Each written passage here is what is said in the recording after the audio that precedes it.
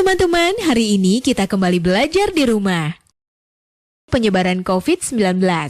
Kali ini kita belajar dengan menyimak sebuah tayangan matematika mantul mantap betul tentang perbandingan. Ayo sediakan alat tulis dan bersiaplah menjawab pertanyaan. Halo sahabat edukasi. Nah, apa itu perbandingan atau rasio?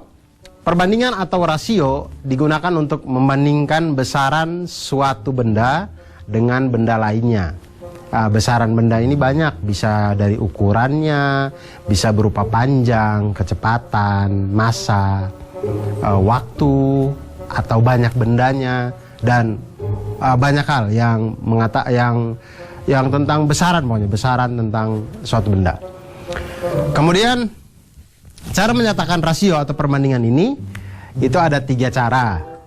Cara yang pertama itu adalah dengan bentuk pecahan. Semisal 2/3, pecahan 3/4, atau 5/8, dan seterusnya gitu.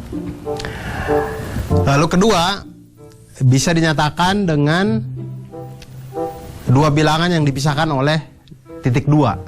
Misalnya kita lihat ada 2/3 tadi, bisa kita tulis menjadi 2/3. 2.2, kemudian 3, kemudian 5.2, kemudian 6, 5/6, dan seterusnya. Kemudian yang ketiga, bisa dinyatakan dengan 2 bilangan yang dipisahkan oleh kata dari. Dipisahkan dengan kata dari. Jadi kalau 2/3 bisa disebut dengan 2/3. Atau biasa lihat di iklan-iklannya ada yang ternyata 9 dari 10 wanita menggunakan sampo ini, gitu-gitu. Nah, itu adalah kalimat-kalimat perbandingan. Nah, sekarang mari kita lihat teman-teman yang tadi yang sudah menghitung sekolahnya itu 150 orang. Berapa sih yang disurvei? Mereka mensurvei 540 siswa yang ada di sekolahnya. Mana yang lebih berapa banyak yang membaca berita dari mading dan berapa banyak yang lebih suka dari broadcast message. Dan di situ didapatlah ternyata 324 siswa memilih lebih suka membaca dari broadcast message. Kemudian 216 siswa memilih lebih suka membaca dari mading.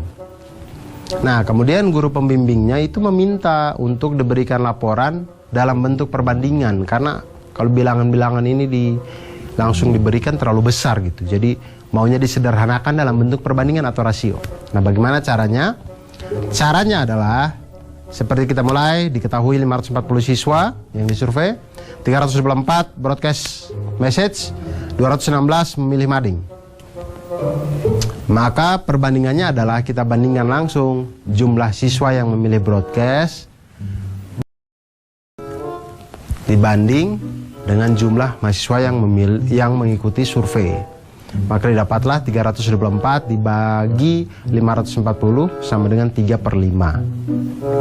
Jadi rasio 3 dari 5 siswa menyatakan bahwa 3 dari setiap 5 siswa yang mengikuti survei itu memilih untuk membaca berita dari broadcast message. Kemudian perbandingan banyaknya siswa yang memilih mading terhadap jumlah siswa yang mengikuti survei. Langsung banyaknya jumlah siswa yang memilih mading per banyaknya siswa yang mengikuti survei. Kemudian dapatlah 216 per 500. Nah, rasio 2 dari 5 ini dibacanya adalah 2 dari setiap 5 siswa yang mengikuti survei itu memilih untuk membaca berita melalui mading. Dan untuk perbandingan banyaknya siswa yang memilih broadcast WhatsApp terhadap media mading yaitu 324 dibagi dengan 216 sama dengan 3/2. Maka perbandingannya adalah 3/2. Dan perbandingan-perbandingan itulah yang tadi akan dilaporkan oleh OSIS kepada guru pembinanya. Begitu sahabat edukasi.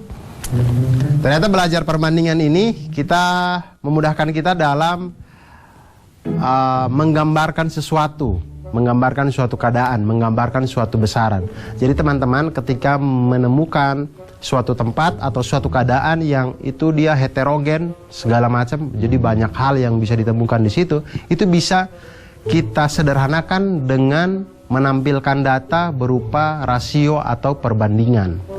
Dan itu sehari-hari, karena kita bisa melihat jarak antar kota, kemudian pembuatan peta, kemudian miniatur barang, modeling, dan segala macamnya. Itu semuanya dengan konsep perbandingan. Oleh karena itu, jangan pernah lelah untuk belajar matematika, karena matematika akan selalu membuat kita menjadi lebih mantap. Bagaimana teman-teman? Sudah paham ya pelajaran tentang perbandingan senilai? Yuk kita latihan menjawab soal berikut. 1. Bentuk sederhana dari perbandingan 20 banding 5.000.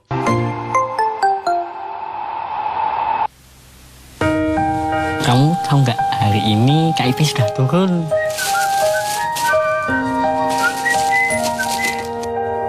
Ih, manis. Ayo, mari. Udah cair. Alhamdulillah sudah cair, Mas.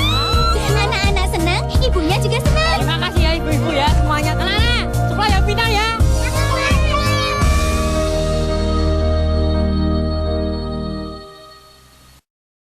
Ini bucket list, hal-hal yang mau saya lakuin sebelum kawin. Sebelum kawin, lihat Krakatau, sunset di Labuan Bajo, berenang di Maldives. Mampus saya, kapan saya bisa gendong cucu saya?